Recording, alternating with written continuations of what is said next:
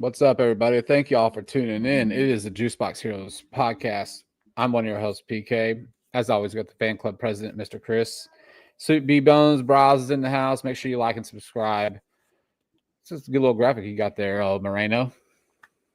I like that every now and then. Every I now like and it. I then. like it. So, yeah, look, we had a good week this week. But first, before we get to the Astros, guys, how is everybody doing? It's Thursday, one more day to the weekend.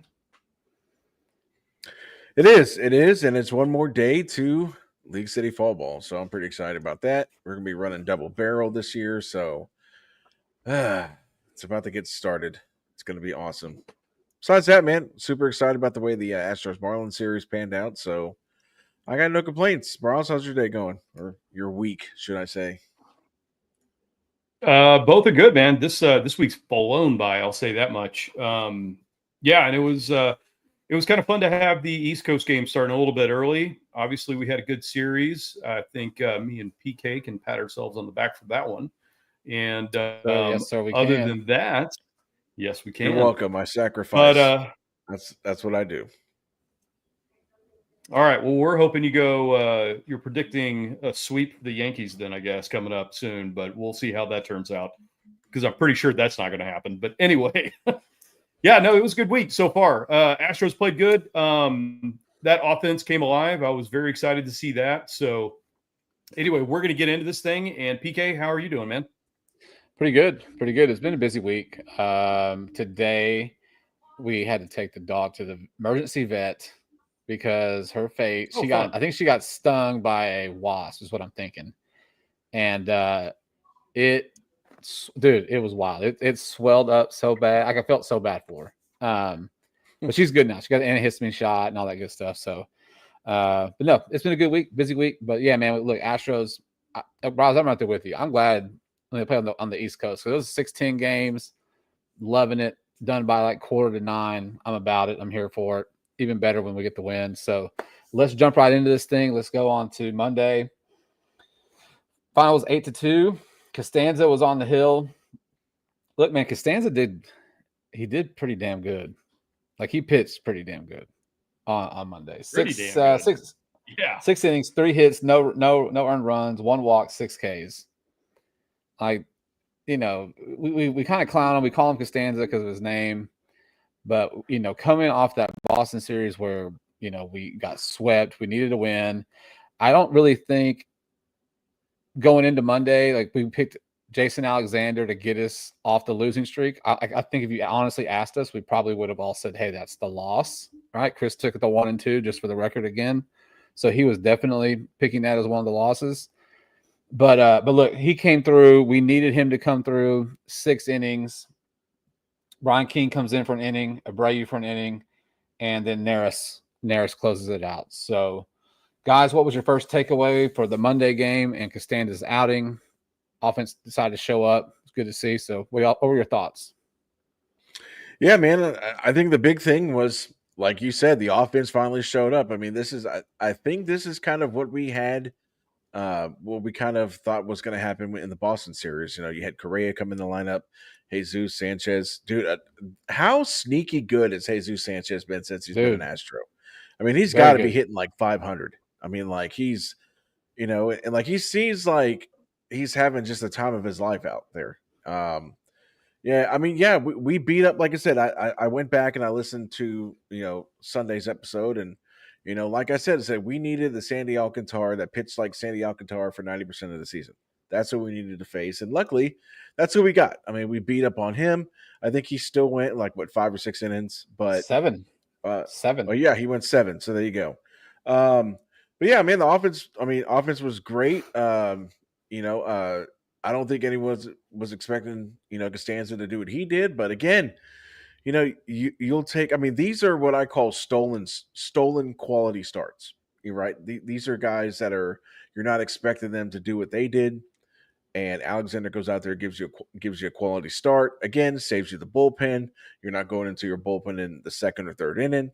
So again, I mean, like it was all around great effort on everyone, and like I said, the offense finally showed up. So I mean, I was pretty stoked about it. Yeah, that was Chris. You literally took like the words out of my mouth. And one of the things I was going to talk about was Jesus Sanchez. Sanchez, I don't think I've seen the guy not smile the entire time he's been in an Astros uniform. That dude is smiling, whether he's in the dugout. I swear, when he's at the plate, it doesn't matter. He's got a huge smile on his face. So anyway, I am really glad that we ended up picking him up at the trade deadline. I thought that was a tremendous acquisition. Correa, our boy, number one. He looked good this entire series. He also contributed. But the one thing I will say is every time I looked up when we had runners on the base, I felt like Christian Walker was in scoring position. So with that said, I think he's been a key piece over this last little bit. In fact, I even pulled up some stats. In the last 59 games, he's hitting 273, 332, and 458 with 11 homers, and that's over 250 plate appearances. He's actually starting to catch up from that slow start. And I know that we've all been dogging him, for a lot of that. But guess what? He's warming up, he's contributing, and he's looking a heck of a lot better. So, yeah, that offense is what I like to see. That's what we talked about on Sunday, and we took advantage of it. Yeah, so you had Pena and Diaz were the only two, and Cam Smith were the only three guys on the Monday. On the Monday game to have multiple hits. So you had two doubles from Pena, right? And then Diaz had a double, and that'd be it, right? As far as extra base hits. So, but what was the thing was our runners in scoring position, we were 6 for 12. We hit 500 on Monday. That helps. When you hit 500 with runners in scoring position, you're going to have a game where you put up a 5 spot in the 4th inning, a crooked inning, right? And you set the tone for the rest of the game. So, look, that was what we were going up against. We talked about it on Sunday. You're going up against a pretty hot team in the Marlins, right? They just swept the Yankees.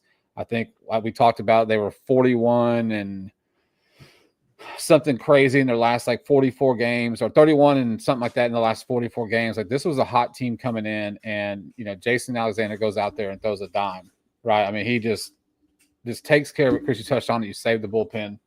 You get that crooked number in the 4th inning, and you get that win, much needed win. I mean, guys, we saw what happened in Boston, right? It was a disaster, excluding Friday. I mean, it was still bad on Friday night, but the rest of the weekend wasn't very good. So we needed that win on Monday. So we move into Tuesday. Moving into Tuesday's game, we knew going into Tuesday it was going to be a bullpen game. Got to have an opener, right? Chris, I'm sure, is like chomping at the bit to talk about the pitcher that ended up getting the W. So I don't want to steal his thunder, but Okert started. Then they threw out Caleb Ort, and then in came the man, the myth, the legend for a game. Chris, what was his name? His name's AJ Blueball. Man, I was so excited when when they put him in, because I wanted to see what he had. I mean, he had. I mean, granted, did he have a great start his first start? I mean, not really. I mean, he had pretty much what you would kind of expect from a rookie start.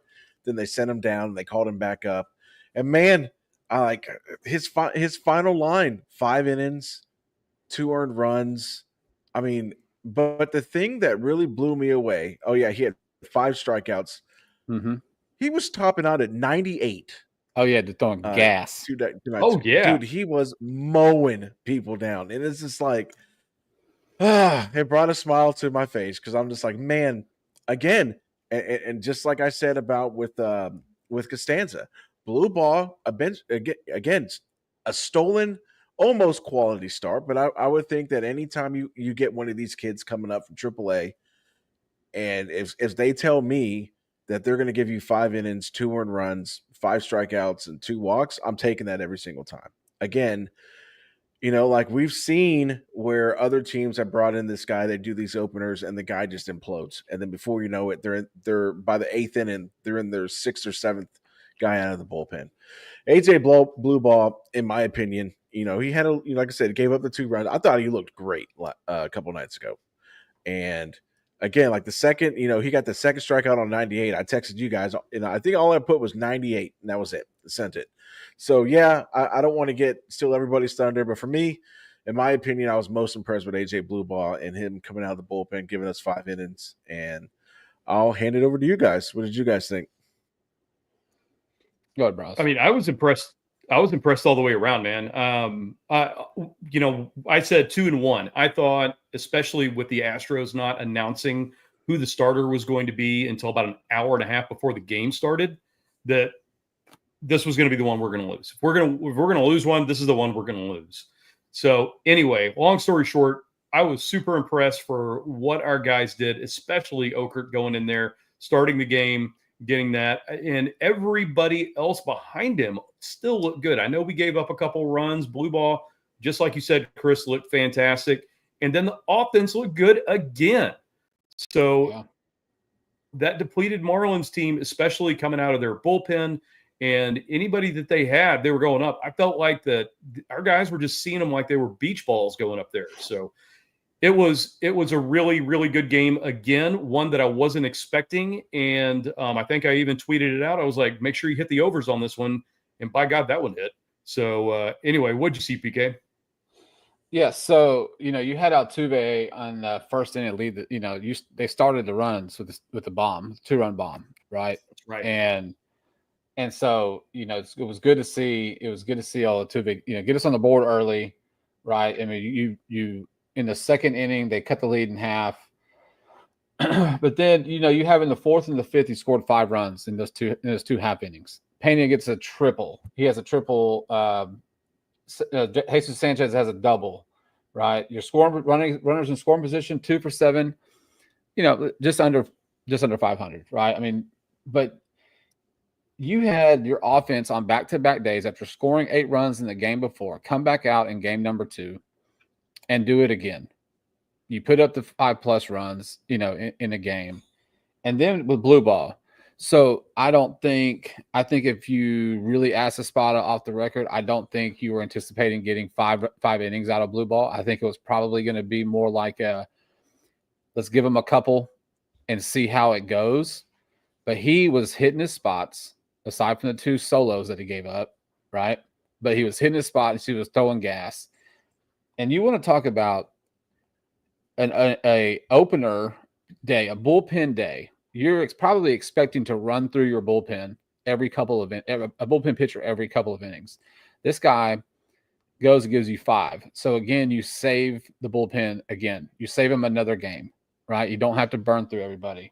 It's a good spot start, air quotes spot start, even though he was kind of an opener, but he went. His background as a starter allowed him to pitch those 5 innings and really not, get exhausted until kind of towards the end. That's when he started, losing a little bit of control, and that's when he gave up the home runs. But man, I was super pumped for blue ball. I didn't realize he threw that hard, to be honest with you. But he was throwing gas, and so good for him. I mean, I'm pumped for him to get up there and have success. I think get his first. Sorry, the dog was wanting food. That's her sign, throwing the bowl around. Getting his first W. But yeah, 7-3. You take the series. I rejoice because the Astros win. I also rejoice because I'm going to win on my prediction, and Chris is going to lose. So 2 for 2. But then we go into Wednesday, early game, getaway game. Mr. Arrighetti's back in. I don't really know what my expectation was going into the game for Arrighetti, right? I mean, I think, I think, you wanted him to come back to the Arrighetti that he was prior to playing catch in the outfield during batting practice, right? But, I mean, he's had some pretty good, rehab assignments. Let's see, his final line ended up being 3 2/3, 11 hits, 5 runs, 5 all earned, 5 Ks and a bomb. So, for me, I'm not too concerned about it. If he backs it up with something like that, then a little bit of concern, right? But you won the series. I know we would have liked to have swept them, but I think you just kind of get them used to the MLB players instead of being down at Corpus Christi or Sugarland and facing those guys and kind of dominating. So, what did y'all think about Arrighetti's return and the game on Wednesday? I mean, honestly, I think my expectations for Arrighetti was, I mean, I was hoping best case scenario you'd probably get 5 innings, maybe 3 earned runs. I mean, but like the thing is that his command was off. I mean, like he was leaving a lot of pitches in the middle of the zone, which, you know, again, regardless of who you play for, these are major league hitters. If you put the ball in the middle of the zone, they're going to hack at it. But again, like I'm not going to think that the world is falling because it's going to probably take him a couple starts to kind of get back in form. You know, I mean, so I mean, it just kind of like yesterday had the feeling that like this was the game we were going to kind of lose from the get go. You know, just kind of see how Arrighetti came out. And again, I mean, like I'm not sitting here with the Arrighetti sucks. We should have traded him. Blah blah blah. But it's just, I mean, like he's got to get himself back. You know, like I said, it's going to take a couple starts. So it was just one of those like where, oh, okay, so we'll win the series, but this is the game that we'll lose. Would you see, Browse? Two major things. I take it back. 3 major things. One, I feel like that. I don't know if it was the AAA staff or the big league staff, whoever was evaluating him that said, "Hey, he's ready to go. Let's throw him in there." Now, and I understand that, you know, when players are doing rehab starts, the player has a lot to do with that too. It's like, how do you feel? How do these pitches feel? And if they look good, and especially they look good in AAA, and he says, "Hey, I'm good to go," then you're going to throw him in a game, right?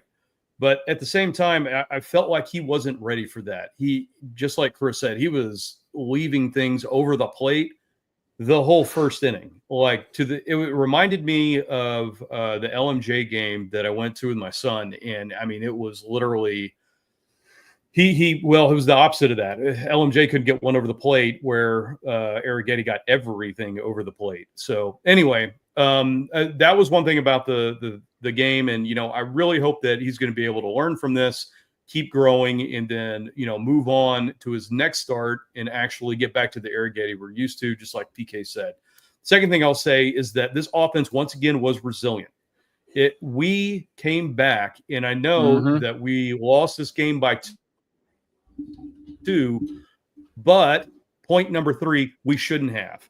We got beat by the umpires on this one, and we got beat by a really, really bad call with Walker sliding into home with the bases loaded. And I watched that thing on replay, I can't tell you, probably 10 times more than what they showed on TV. In that last one they showed, that was the direct aerial shot where he was coming in, there is no way he was out. So I think at the very least, we would have been tying that game up. That was in the 7th inning. And then even we had in the bottom of the 9th, Altuve was up with 2 outs, and he gets a base knock to give us a bloop and a prayer, hopefully for a blast. It didn't happen, but at the same time, our offense was very, very resilient, and I think we totally got screwed by the umpires on this one. So did on the Altuve one, the Altuve hit late in the game, is that the one where Paris Chica held Walker at third and didn't send him? The one I was talking about was bottom of the 9th, 2 outs. There was nobody on, and Altuve was up, and he just hit a blooper into right field to get on, hopefully, you know, so he could cross the plate. But, you know, it didn't happen. So, well, and then like on that bases loaded play, like the catcher, you know, a lot of stuff I saw on Twitter was like, why is this catcher tagging this guy on a force play at home? So that was a lot of the talk on that one. But I agree. Well, didn't they have to bring in a backup home plate umpire? Is that yesterday's game, or they ended up having to bring in some AAA umpire to cover home plate for some reason? I don't know about that one. Yeah, that I don't know either. Maybe that was Fax MLB that said that. Maybe because of all the missed calls. Maybe it was the same guy who told me to go 1-2 Marlins or 2-1 Marlins. Yeah, that's right. Yourself. But hey, look, man. You know, you're right. Like in the later innings, you had opportunities with guys on in scoring position late to tie the game and or take the lead. So runners in score position for yesterday's game, you're 4 out of 13. Right? That's not. I mean, that's not going to get done. When you lose, it's a lot drastic of a number than when you can win and have that discrepancy. So look, it was let's see who Arrighetti, Neris, Sousa, Brian King, and Orr all pitched. After Neris and Arrighetti give up the 6 runs, like Sousa, King, and Orr, didn't give up anything. You had a Walker bomb, Jesus Sanchez again with another double, Correa 2 doubles. I have some stats. Credit to Astros Future on Twitter for this one because I'm still in these stats. These are Correa's stats from since he was reacquired.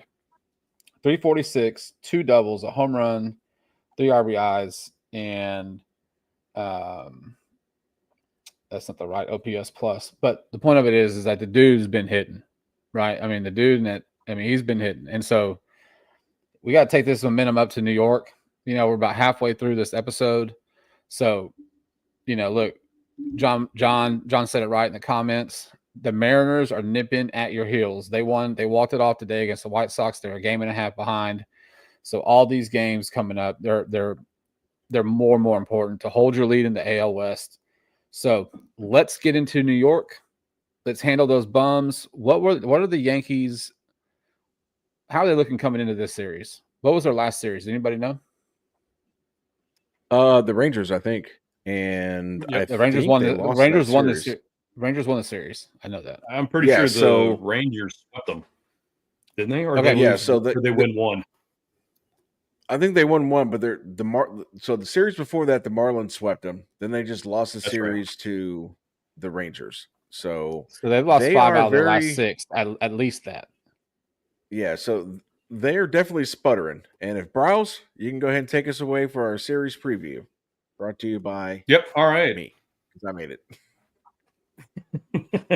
Well, thank you, Chris. Friday, we've got the Bulldog Hunter Brown, 9-5 with a 2.47 ERA against Shitter, 1-2, 4.58 ERA. Saturday, you've got the boy Fromber, 11-5, 2.83, and Heel is coming back for the Yankees. He's 0-1 with a 13.5 ERA.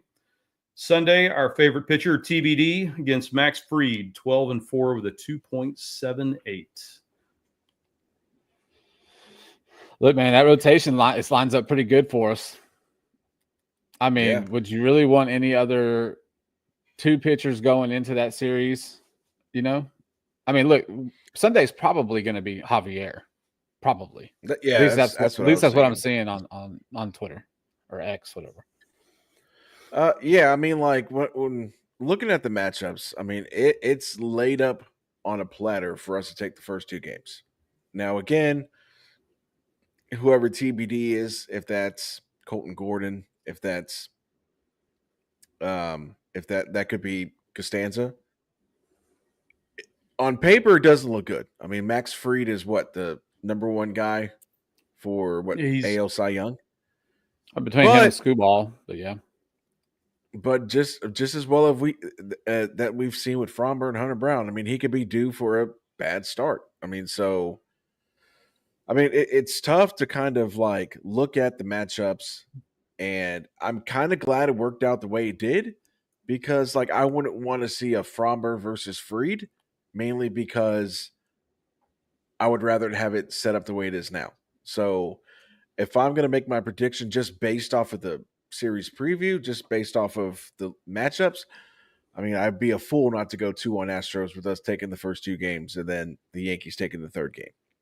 However, call a sweep. However, the Yankees are a hot mess right now. Like I said, that bullpen has been hammered around. All their guys that they've traded for that's awesome. They're not off to great starts. I mean, so it is very 2025 Astros for them to have a good series, get swept, have a decent series, and then a series that you look at, can they do it? And then they go and at least win the series. I'm pushing all the chips in. I don't know if my cousin's watching or not, but you know what? Screw you. I'm going for the Astros sweep in New York. Woo! And I hope that they all go home. They all go home Sunday crying. Hating us even more. Yep. Oh, it's great. It's because then they're going to see us with Correa and Altuve. Do we know what telecast has the Sunday game? Are they all Space City? I don't know about Sunday. I know Apple has tomorrow night's game. Of course, Because yeah. God forbid we get an Astros Yankee game on a Friday or any Astros premier game that's not on freaking Apple. So I don't know who's got it Sunday. It'll probably be Fox though. I would think Fox would have like if depending on what the game time is, or ESPN may have it. ESPN may have it if it's on Sunday baseball. primetime, it's ESPN. I would think. But yeah, so we'll probably get Space City Network on Saturday. Let's see. Go ahead, Browse. I'm gonna look something up real quick. All right, so a couple things. One, Yankee fans will never admit this, but at the same time, they are scared of us, and they should be, because we own them. Every single time we have had to play the Yankees, we have absolutely owned them, especially when it counts. So just like Chris said, I would be a fool not to say 2-1 right now. And that's what I'm going to stick with. So I'll let him play the part of the homer for this week. I'm going 2-1. Yes. And I will tell you that it is going to cause a ruckus with Correa and Altuve back in New York. Oh, they're going to get booed so hard. And I cannot wait for Altuve to go 3-4 or 4-4 every game and then just absolutely give it to the crowd. Listen, typically we've had a pretty good, rivalry with the Yankees over these last, 6-7 years. But this would be a very dangerous game to show up to Yankee Stadium decked out in your Astros gear at this time of year with all the consequences coming out of the series. But for all of you Astros fans that are doing that, I applaud you, and make sure you got your phone ready. That's all I'm going to say. Yeah, so look, quick update on the telecast. Friday, Chris is right, Apple TV. Saturday, Sunday is Space City Network. So 105 on Saturday and 12:35 on Sunday. 6:05 tomorrow night. I too will take the 2-1. I too will take the 2-1.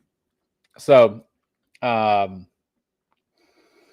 yeah, I think you just go up there and you just dominate, right? These guys, Correa, I'm expecting a big series from Correa because you're up there. It's different when you're up there with the Minnesota across the front for him. It's a lot different when you're up there with Houston. Everyone's gunning for you. Everyone's doing for you. So that's going to put that chip on his shoulder even bigger. Even with Minnesota, when he was, hitting bombs up there with, at Yankee Stadium. But I'm expecting a big series from Correa this weekend. So I'm taking 2-1, possibly the Sunday game. If it's a Javier, he's probably if it's Javier, it's only a few innings, I would imagine, of a start, so I think that might be, and you're going to be against Fried. So I think you have a, air quotes, better chance to lose that game. Right. So, but I like our 1-2 punch. Friday, Saturday, 2-1. Who did the Mariners have this weekend? Anybody know? Ooh, that I do not know. Ooh, that's a good question. Let me look it up. All right, well, you look it up. We'll keep talking. So, I think what's his name? What's that big dude? Aaron Judge. Is he back with them because he was hurt for a little bit? He is. He's come back off the IL. He was limited in his range. I know that they were a little cautious about playing him in the outfield. I'm pretty sure he was playing DH, which they put Stanton on the bench for that one. Don't forget they made a couple of pickups. Their bullpen's no joke now, but at the same time, yeah, on paper at least. But at the same time, what I was going to say is those guys have to gel. I feel like just like we were having a little bit of troubles with everybody kind of gelling in that Red Sox series. I think the Yankees are still having that problem. I mean, because they got swept by the Marlins. Only got one win out of that Rangers series. So on that road trip, I mean, they were 1-5 in 6 games. So yeah, I mean, I don't think they're going to be coming home thinking that home cooking is going to fix all this. They got a lot going on. Boone's got a lot of heat on him, and their worst nightmares coming into town right now. And I think right now for the standings, I think it's them in Seattle for that last wild card spot. Right. So Boston, I think, has number 1, New York, and maybe Seattle are 2 and 3. The Rangers, I believe, just passed the Yeah, Yankees so- in the series. Go ahead, Chris. Yeah, so to answer your question, Seattle's got Tampa this weekend. And Bryles, the Rangers are still a game and a half behind the Yankees, who hold the last wild card spot. Speaking of the Rangers, My bad. they have a weekend series with the Phillies this weekend. Attaboy. Rooting for Philly on that one, obviously, right? So hopefully the Phillies can take care of business, and hopefully our friends from over in West Florida will get the job done. Help us out look, a little bit. You always hear like in football, like control. You control your own destiny, control what you can control, and that's what the Astros have to do. And I'm not saying they're looking at so and so; they're not at all looking at so and so's playing so and so. Right? They got to go to New York, and they have to win that series. They have to win it. They have to win the series. You have to keep the momentum of what you had down in South Florida, take it up there up there in New York, win the series, and start putting some distance between. Because in this last month, the Mariners have erased a 7.5 game lead. Right, they're only a game and a half behind going into tomorrow. Obviously, like the Mariners playing tonight, they picked up half a game because we don't play. So there's that case for it. But you go up there and you handle your business. You beat the Yankees, win the series, and then you just keep pushing from there. So 2-1 for PK, 2-1 for Bryles. Mr. Homer has 3-0. Look, we're gonna be live tweeting during the game. We're gonna go ahead. No, I was gonna say, and here's the official standings. As I need to win, because if Bryles wins and I lose, I will be in last place. So I need. I'm just trying to keep it above 500. That's the main thing. That's the main thing. Well, I think that's going to take us out for this episode, man. I want to thank everybody for listening, for watching. John, as always, thank you for chiming in, man. Maybe we'll, we'll see you soon. Get down there to Corpus. But as always, I want to thank everyone listening. Make sure you follow us on all of our social platforms, Facebook, X, Instagram. Subscribe and like to the YouTube channel. And if you're on Spotify, thank you for the Spotify listens and follows. Yeah. So we still have that going. But until then, I'm PK. That's Chris. That's Bryles. This is the Juicebox Heroes. We'll talk to y'all on Sunday for the weekend wrap-up. Let's go, baby. Let's go. Gotta hope we sweep the Yankees. That'd be fantastic. This is the one time I hope I'm wrong.